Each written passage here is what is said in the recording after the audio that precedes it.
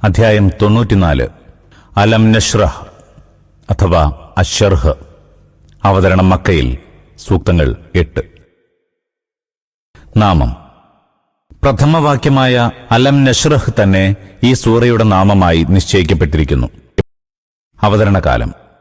ഒരേ കാലത്ത് ഒരേ സാഹചര്യത്തിൽ അവതരിച്ചതാണെന്ന് കരുതാവുന്ന വിധം സദൃശ്യമാണ് ഈ സൂറയുടെയും സൂറ അൽ-ളുഹായുടെയും ഉള്ളടക്കം. പ്രവാചകന്റെ മക്ക ജീവിതത്തിൽ സൂറ അൽ-ളുഹായ്ക്ക് ശേഷം അവതരിച്ചതാണ് ഈ സൂറയെന്ന് അബ്ദുല്ലാഹിബ്നു അബ്ബാസ് പ്രസ്താവിച്ചിട്ടുണ്ട്. ഉള്ളടക്കം.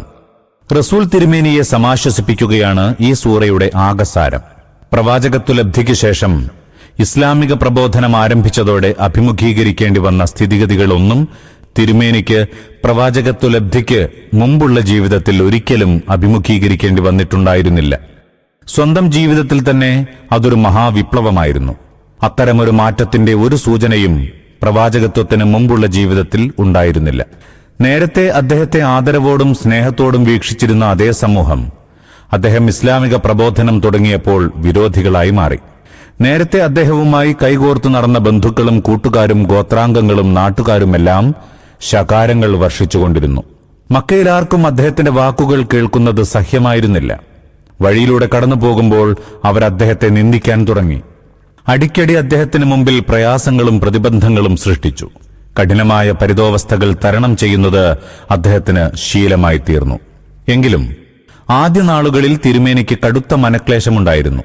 ഈ സാഹചര്യത്തിൽ തിരുമേനിയെ ആശ്വസിപ്പിച്ചുകൊണ്ടാണ് ആദ്യം സൂറ അൽ-ളുഹായും പിന്നെ ഈ സൂറയും അവതരിച്ചത്. ഇതിൽ അള്ളാഹു ആദ്യമായി അദ്ദേഹത്തോട് പറയുന്നു, നാം താങ്കൾക്ക് 3 മഹാനുഗ്രഹങ്ങൾ അരുളിയിരിക്കുന്നു. അതുണ്ടായിരിക്കെ മനക്ലേശം അനുഭവിക്കേണ്ട കാര്യമൊന്നുമില്ല. 1. ഹൃദയവിസ്താരം എന്ന അനുഗ്രഹം. 2. പ്രവാചകത്വത്തിന് മുമ്പ് താങ്കളുടെ മുതുകൊടിച്ചുകൊണ്ടിരുന്ന ആ ഭാരത്തിൽ നിന്ന് മോചിപ്പിച്ചു എന്ന അനുഗ്രഹം. 3. സൽകീർത്തി. ഈ 3 അനുഗ്രഹങ്ങളുടെ താൽപര്യം എന്താണെന്നും അവ എത്രമാത്രം മഹത്തരങ്ങളാണെന്നും നാം വിശദീകരിക്കുന്നുണ്ട്. അനന്തരം പ്രപഞ്ചനാഥൻ ദേവദാസന്മാർക്കും പ്രവാചകനും ഉറപ്പു നൽകുന്നു, താങ്കൾ അഭിമുഖീകരിച്ചുകൊണ്ടിരിക്കുന്ന ഈ പീഡനകാലം അത്ര ദീർഘിച്ചതൊന്നുമല്ല. ഈ പ്രയാസങ്ങളോടൊപ്പം തന്നെ സരളതയുടെയും സൗകര്യത്തിന്റെയും കാലവും വരുന്നുണ്ട്. സൂറ അൽ-ളുഹായിൽ പിൽക്കാലമാകുന്നു മുൻകാലത്തേക്കാൾ നിനക്ക് വിശിഷ്ടമായിട്ടുള്ളത്, അടുത്തുതന്നെ നിനക്ക് നൽകുന്നുണ്ട്. അപ്പോൾ നീ സന്തുഷ്ടനാകും എന്ന് പ്രസ്താവിച്ചതും ഇക്കാര്യത്തെക്കുറിച്ചാകുന്നു. അവസാനം തിരുമേനിയെ ഉപദേശിക്കുന്നു, താങ്കൾക്ക് ഈ പ്രയാസങ്ങൾ തരണം ചെയ്യാനുള്ള ശക്തി ലഭിക്കുക ഒരേ ഒരു കാര്യത്തിൽ നിന്നാണ്. പ്രവർത്തനങ്ങളിൽ നിന്ന് വിരമിക്കുമ്പോൾ ആരാധനാ യത്നത്തിലും പരിശീലനത്തിലും ഏർപ്പെടുകയും മറ്റെല്ലാറ്റിനെയും അവഗണിച്ചുകൊണ്ട് സ്വന്തം നാഥനിൽ മാത്രം ആശയും പ്രതീക്ഷയും അർപ്പിക്കുകയും ചെയ്യുക എന്നതാണത്. ഈ ഉപദേശം തന്നെയാണ് സൂറ അൽ മുസമ്മിലിൽ 1 മുതൽ 9 വരെ സൂക്തങ്ങളിൽ കൂടുതൽ വിശദമായി നൽകിയിട്ടുള്ളത്. ബിസ്മില്ലാഹിർ റഹ്മാനിർ റഹീം. പരമദയാലുവും കരുണാവാരിധിയുമായ അല്ലാഹുവിന്റെ നാമത്തിൽ. അലം നശ്റഹ് ലക സദ്റക്. പ്രവാചകരെ, നാം നിന്റെ മാറിടം വിശാലമാക്കി തന്നില്ലയോ? ഇസ്ലാമിക പ്രബോധനം തുടങ്ങിയ ശേഷം ആരംഭദശയിൽ അഭിമുഖീകരിക്കേണ്ടി വന്ന കടുത്ത ക്ലേശങ്ങളിൽ തിരുമേനി വല്ലാതെ അസ്വസ്ഥനായിരുന്നു.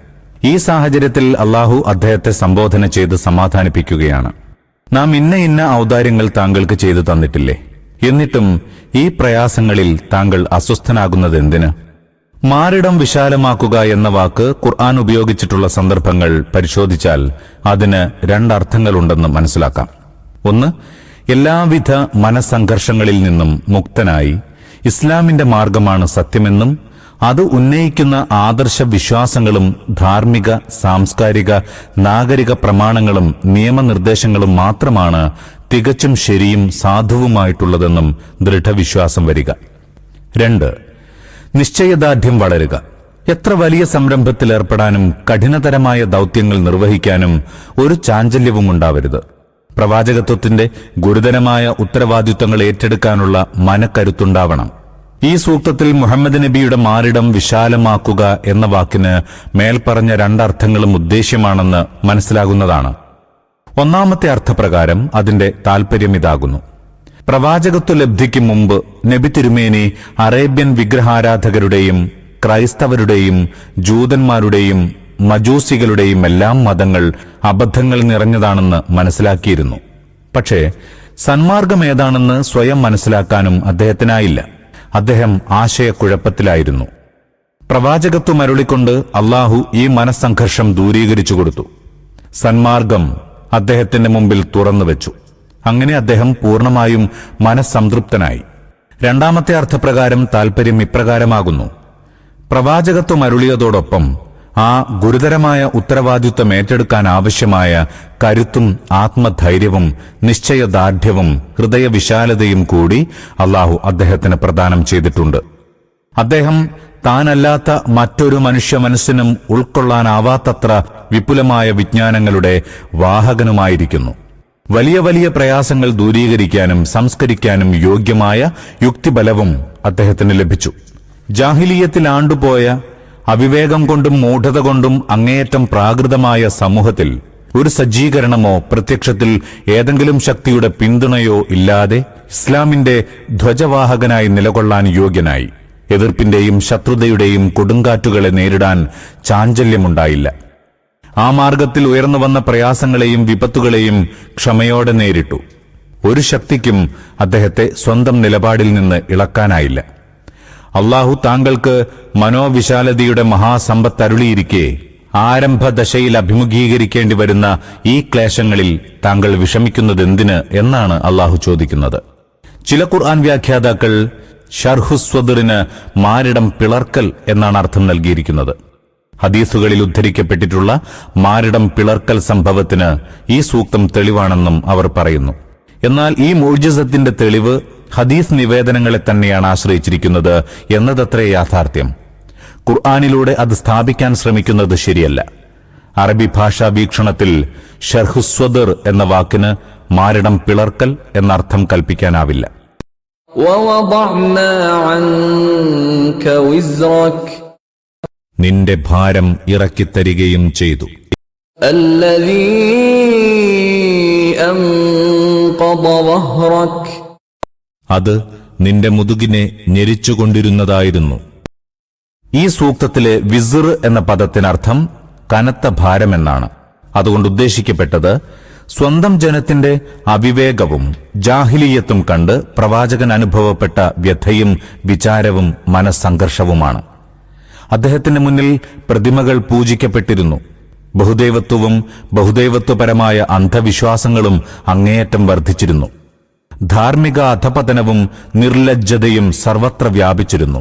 അക്രമങ്ങളും അന്യായമായ നടപടികളും സമൂഹത്തിൽ സർവ്വസാധാരണമായിരുന്നു. പണക്കാരുടെ അക്രമങ്ങൾ പാവങ്ങളെ ചതച്ചരയ്ക്കുകയായിരുന്നു. പെൺകുട്ടികൾ ജീവനോടെ കുഴിച്ചു മൂടപ്പെട്ടിരുന്നു. ഗോത്രങ്ങൾ ഗോത്രങ്ങളെ കടന്നാക്രമിച്ചുകൊണ്ടിരുന്നു. ചിലപ്പോൾ അത് വ്യവസ്ഥാപിത യുദ്ധമായി നൂറ്റാണ്ടുകളോളം തുടർന്നു. സുശക്തമായ സംഘത്തിന്റെ പിൻബലമില്ലാത്ത ആരുടെയും ജീവനും സ്വത്തും അഭിമാനവും സുരക്ഷിതമായിരുന്നില്ല. ഈ സ്ഥിതിവിശേഷം അദ്ദേഹത്തെ അങ്ങേയറ്റം അസ്വസ്ഥനാക്കി. എന്നാൽ ഈ തകരാറുകൾ പരിഹരിക്കാൻ ഒരു മാർഗവും കണ്ടെത്താനായതുമില്ല. ഈ വ്യഥയാണ് അദ്ദേഹത്തിന്റെ മുതുകൊടിച്ചുകൊണ്ടിരുന്നത്. ഈ ഭാരം സന്മാർഗദർശനത്തിലൂടെ അള്ളാഹു അദ്ദേഹത്തിൽ നിന്നെടുത്തുമാറ്റി. പ്രവാചകത്വ പദവി അരുളപ്പെട്ടതോടെ അദ്ദേഹത്തിന് മനസ്സിലായി, മനുഷ്യജീവിതത്തിലെ എല്ലാ വൈകൃതങ്ങളുടെയും പൂട്ടു തുറക്കാൻ പര്യാപ്തമായ രാജകീയ താക്കോൽ ഏകദൈവത്വത്തിലും പരലോകത്തിലും പ്രവാചകത്വത്തിലുമുള്ള വിശ്വാസം മാത്രമാണെന്ന്. ജീവിതത്തിന്റെ എല്ലാ തുറകളെയും സുഗമമാക്കാനുള്ള വഴിയും അതുതന്നെ. അള്ളാഹുവിന്റെ മാർഗദർശനം തിരുമേനിയുടെ എല്ലാ ഭാരങ്ങളെയും ലഘൂകരിച്ചു. അവിടുന്ന് പൂർണ്ണ സംതൃപ്തനായി. എന്തുകൊണ്ടെന്നാൽ അതുവഴി അറബികളിലെ ജീർണതകൾ മാത്രമല്ല, അറബിക്ക് പുറത്ത് മുഴുവൻ ലോകത്തെയും അക്കാലത്ത് ഗ്രസിച്ചിരുന്ന ജീർണതകളിൽ നിന്ന് മനുഷ്യരാശിയെ മോചിപ്പിക്കാൻ അദ്ദേഹത്തിന് കഴിയുന്നു. وَرَفَعْنَا لَكَ ذِكْرَكَ നാം നിന്റെ യശസ്സുയർത്തിയിരിക്കുന്നു. ഈ പ്രവചനം അരുളുന്ന സാഹചര്യം ഇതാണ്: ഒറ്റപ്പെട്ട ഒരു മനുഷ്യൻ, അദ്ദേഹത്തിന്റെ കൂടെ വിരലിലെണ്ണാവുന്ന ഏതാനും പേർ മാത്രം, അവർ തന്നെ മക്കാ പട്ടണത്തിൽ ഒതുങ്ങിക്കഴിയുന്നവർ. ഇങ്ങനെയുള്ള ഒരാളുടെ ശബ്ദം ലോകം മുഴുവൻ പ്രതിധ്വനിക്കുമെന്നോ അദ്ദേഹത്തിന് അതുല്യമായ കീർത്തി ലഭിക്കുമെന്നോ അന്നൊരാൾക്കും ചിന്തിക്കാൻ പോലും കഴിയില്ലായിരുന്നു. പക്ഷേ അള്ളാഹു ഈ സാഹചര്യത്തിൽ അവന്റെ ദൂതന് സുവാർത്ത നൽകി. പിന്നീട് അത്ഭുതകരമായ രീതിയിൽ അത് സാക്ഷാത്കരിക്കുകയും ചെയ്തു. ആദ്യമായി അദ്ദേഹത്തിന്റെ കീർത്തി പരത്തുന്ന ദൗത്യം അവൻ അദ്ദേഹത്തിന്റെ ശത്രുക്കളിലൂടെ തന്നെയാണ് പൂർത്തീകരിച്ചത്. മക്കയിലെ അവിശ്വാസികൾ അദ്ദേഹത്തെ തോൽപ്പിക്കാൻ കണ്ടെത്തിയ തന്ത്രങ്ങളിലൊന്ന് ഇതായിരുന്നു. ഹജ്ജ് വേളയിൽ അറേബ്യയുടെ എല്ലാ ഭാഗങ്ങളിൽ നിന്നും ആളുകൾ അവരുടെ പട്ടണത്തിലേക്ക് ആകർഷിക്കപ്പെട്ട് വന്നെത്തിയിരുന്നു. ഈ നാളുകളിൽ അവിശ്വാസികളുടെ പ്രതിനിധി സംഘങ്ങൾ ഹാജിമാരുടെ ഓരോ താവളവും സന്ദർശിച്ച് അവരെ ഇങ്ങനെ താക്കീത് ചെയ്തു: സഹോദരങ്ങളെ, ഇവിടെ മുഹമ്മദ് എന്നു പേരുള്ള ഒരു അപകടകാരി പ്രത്യക്ഷപ്പെട്ടിരിക്കുന്നു. അവൻ ജനങ്ങളെ മാരണം ചെയ്യുന്നു. അങ്ങനെ പിതാവിനെയും പുത്രനെയും തമ്മിലും ഭാര്യയെയും ഭർത്താവിനെയും തമ്മിലും സഹോദരന്മാരെ തമ്മിലും അവൻ പിണക്കുകയും ഭിന്നിപ്പിക്കുകയും ചെയ്യുന്നു. അതുകൊണ്ട് അവനെ സൂക്ഷിച്ചുകൊള്ളണം. ഈ താക്കീത് ഹജ്ജുകാലമല്ലാത്തപ്പോൾ സന്ദർശനാർത്ഥമോ മറ്റേതെങ്കിലും കാര്യങ്ങൾക്ക് വേണ്ടിയോ മക്കയിലെത്തുന്നവർക്കും നൽകിക്കൊണ്ടിരുന്നു. ശത്രുക്കൾ തന്നെ അദ്ദേഹത്തെ അറേബ്യയിലെ എല്ലാ ഗോത്രങ്ങൾക്കും സുപരിചിതനാക്കി. തുടർന്ന് ആ മനുഷ്യൻ ആരാണ്, എങ്ങനെയുള്ളവനാണ്, എന്താണ് അയാൾ പറയുന്നത് എന്നെല്ലാം ജനം അന്വേഷിച്ചറിയുക സ്വാഭാവികമായിരുന്നു. അവിശ്വാസികളുടെ ദുഷ്പ്രചരണം പുരോഗമിക്കുന്നതിനനുസരിച്ച് ജനത്തിന്റെ ഈ അന്വേഷണവും പുരോഗമിച്ചുകൊണ്ടിരുന്നു. അതിന്റെ ഫലമായി ആളുകൾ അദ്ദേഹത്തിന്റെ സ്വഭാവചര്യകളുടെയും വ്യക്തിത്വത്തിന്റെയും യഥാർത്ഥ അവസ്ഥ നേരിട്ട് മനസ്സിലാക്കി. അതോടെ ആ ദുഷ്കീർത്തി സത്കീർത്തിയായി മാറിത്തുടങ്ങുകയും ചെയ്തു.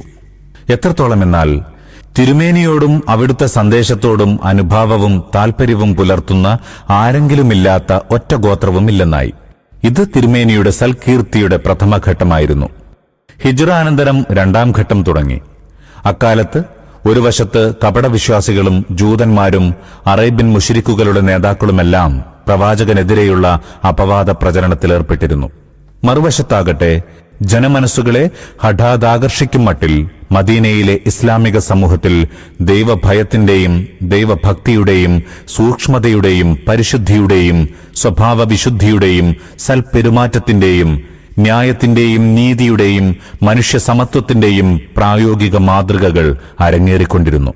പ്രവാചകന്റെ വികസിച്ചുവരുന്ന ഈ സ്വാധീനം പ്രതിയോഗികൾ യുദ്ധത്തിലൂടെ തുടച്ചു നീക്കാൻ ശ്രമിച്ചു നോക്കി. പക്ഷേ തിരുമേനിയുടെ നേതൃത്വത്തിൽ കെട്ടിപ്പടുക്കപ്പെട്ട വിശ്വാസികളുടെ സംഘം തങ്ങളുടെ ശ്രേഷ്ഠത തെളിയിച്ചു. അറബികളാസകലം അവരെ ഉരുക്കു സമൂഹമായി അംഗീകരിച്ചു.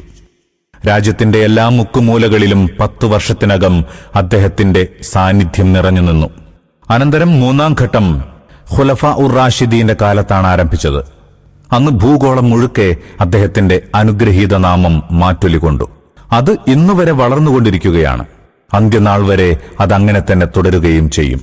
മുസ്ലിങ്ങളുടെ ആവാസ കേന്ദ്രമില്ലാത്ത, ദിനേന 5 നേരം ഉയരുന്ന ബാങ്ക് വിളിയിലൂടെ മുഹമ്മദീയ സന്ദേശം വിളംബരം ചെയ്യപ്പെടാത്ത, നമസ്കാരങ്ങളിൽ തിരുമേനിക്ക് വേണ്ടി പ്രാർത്ഥന ചൊല്ലാത്ത, ജുമുഅ ഖുതുബകളിൽ അവിടുത്തെ പുണ്യനാമം അനുസ്മരിക്കാത്ത ഒരിടവും ആധുനിക ലോകത്തില്ല.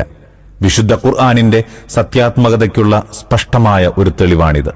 പ്രവാചകത്വത്തിന്റെ ആദ്യ ദശയിൽ അല്ലാഹു നാം നിന്റെ യശസ് ഉയർത്തിയിരിക്കുന്നു എന്നരുളിയ സന്ദർഭത്തിൽ ഈ യശസ് ഉയർത്തൽ ഇത്ര വിപുലമായ തോതിലാണെന്ന് ഒരാൾക്കും ഊഹിക്കാനേ കഴിയില്ലായിരുന്നു.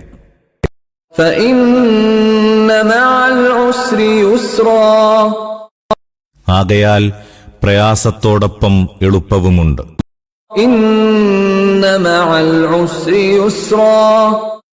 അതെ, തീർച്ചയായും പ്രയാസത്തോടൊപ്പം എളുപ്പമുണ്ട്. നബി തിരുമേനി പൂർണ്ണമായി സ്വസ്ഥനാകുന്നതിനു വേണ്ടി ഇക്കാര്യം 2 വട്ടം ആവർത്തിച്ചിരിക്കുന്നു.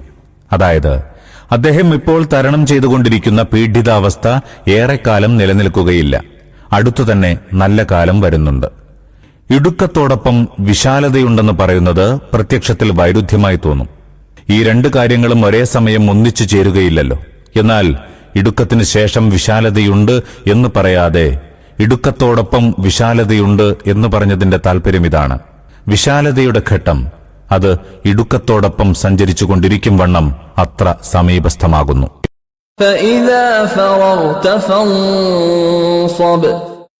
അതിനാൽ നീ കൃത്യാന്തരങ്ങളിൽ നിന്ന് വിരമിച്ചാൽ ആരാധനായത്നത്തിലേർപ്പെട്ടുകൊള്ളുക. നിന്റെ നാഥനിൽ തന്നെ പ്രതീക്ഷയർപ്പിച്ചുകൊള്ളുക. വിരമിക്കുക എന്നതുകൊണ്ടുദ്ദേശ്യം ജോലികളിൽ നിന്നുള്ള വിരാമമാണ്.